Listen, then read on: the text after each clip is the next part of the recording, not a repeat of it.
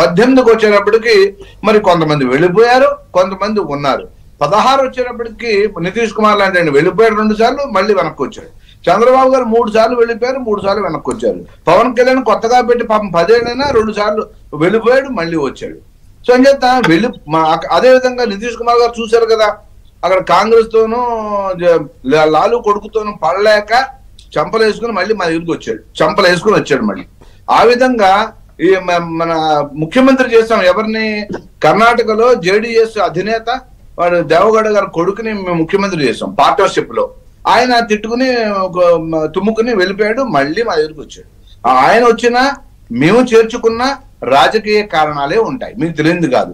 ఇక్కడ ఎవరు ఎక్కువ ఎవరు తక్కువ నేను చెప్పట్లా. ఎవరు వచ్చినప్పటికీ కూడా దేశ విస్తృత ప్రయోజనాల దృష్ట్యా ఏ విధంగా అయితే తెలుగుదేశము జనసేన ఏమన్నారు, రాష్ట్ర విస్తృత ప్రయోజనాల దృష్ట్యా బీజేపీని జనం తిడుతున్నా మేము మెడలో వేసి తిరుగుతాం అంటున్నారు. ఓకే, మంచిదే కదా, రాష్ట్ర ప్రయోజనాలు తిరగడం ఏంటి సోదరా, మరి మెడలో ఏంటి, ఒంటి మీద వేసుకున్నాం, ఒంటి మీద వేసుకున్నాం ఎల్లో షర్ట్ ఇవాళ అలా కాదు, నేను సంకేతాలు కదా, సంకేతాలు కదా, మీకు తెలియదు. అదే మరి దేశ విస్తృత ప్రయోజనాలు మేము చూస్తాము, రాష్ట్ర విస్తృత ప్రయోజనాలు చంద్రబాబు గారు ఉండగా చేశారు, చూశారు.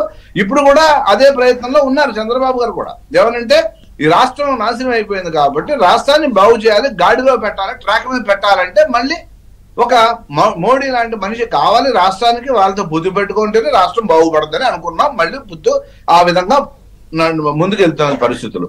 అంచేత నేను అనేది ఏంటంటే ఎవరో ఒకళ్ళు ఎక్కువ ఒకళ్ళు తక్కువ, ఒకళ్ళు బీజేపీ అంటే జనం ఇలా ఉన్నారు అనేది కాదు. మోడీ గారు గ్రాఫ్ ఇంకా ఇంకా పెరిగింది. ఇవాళ ఆయన పార్లమెంట్ లో చెప్పారు 370-60 సీట్లు బీజేపీ ఓనుగా గెలుస్తుంది. ఎందుకంటే 200 మీకు గుర్తుంది కదా, 275+ అని 2014లో చెప్పాము, సాధించాం. 2019 ఎన్నికల్లో 300+ అని చెప్పాము, సాధించాం. 303 వచ్చినాయి. అదేవిధంగా ఇప్పుడున్న స్లోగన్ ఏంటంటే 400 ఎన్డీఏ 400 రావాలి అనుకున్నాం కాబట్టి వస్తాయి అనే నమ్మకం మాకుంది. ప్రజలకు కూడా మోడీ మీద నమ్మకం ఉంది. ఇవాళ మోడీయే దేశానికి ఒక నమ్మకమైన వ్యక్తిగా మారారు కాబట్టి అందరికీ అవసరం ఉంది. ఇవాళ దేశాన్ని ఇంకా ముందుకు తీసుకెళ్లాలి. భ్రష్టు పట్టించిన రాష్ట్రాన్ని ఎవరైతే 5 ఏళ్ళు పరిపాలన చేశారో, ఏ విధంగా రాష్ట్రాన్ని నాశనం చేశారో దాన్ని గాడిలో పెట్టాలంటే అందరం కలిసే అవకాశం ఉండాలని అందరూ అనుకుంటున్నారు. కాబట్టి ఆ విధంగా అడుగులు పడుతున్నాయేమో మనం వేచి చూడాలి. అది అందులో డౌట్ లేదు. ఇప్పుడు నేను డిబేట్ పెట్టింది కూడా అడుగులు ఆ విధంగా పడుతున్నాయనే దీంట్లోనే. కాకపోతే సరే మీరు ఒప్పుకోరు కానీ వ్యతిరేకత ఉందా లేదా అనే చర్చ నేను మిమ్మల్ని అడగడం కూడా పెద్ద ప్రయోజనం లేదు. ఎందుకంటే మీరు లేదనే అంటారు, ఉందని తులసిరెడ్డి గారు అంటారు, లక్ష్మణ్ గారు అంటారు, మీరు ఊళ్ళో రాష్ట్రంలో ఏ మూలకెళ్ళి ఎవరని అంటారు. కాదు ఎందుకు ఉంది అంటే కారణాలు మేము జగన్మోహన్ రెడ్డిని ఇంతకాలం ఎంకరేజ్ చేయడం వల్ల అలాగే రాష్ట్రం విడిపోవాలని 14లో ఎన్నికల్లో వెళ్ళాం. అయినా మేము గెలిచాం కదా, మాతో పాటు టీడీపీ గెలిచింది కదా.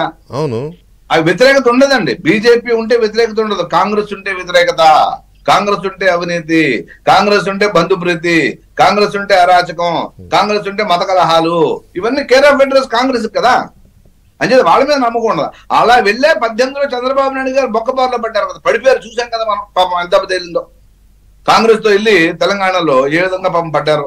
అంచేత కాంగ్రెస్ ని మనం ఇవాళ ఎంత పాపం దేశవ్యాప్తంగా కనుమరుగు అవుతూ ఉంది. అనుకోకుండా తెలంగాణలో బానే వచ్చింది కానీ దేశవ్యాప్తంగా చాలా చోట్ల, తెలంగాణ దేశంలో లేదులే, వేరే దేశంలో, తెలంగాణ కర్ణాటకలో వచ్చింది.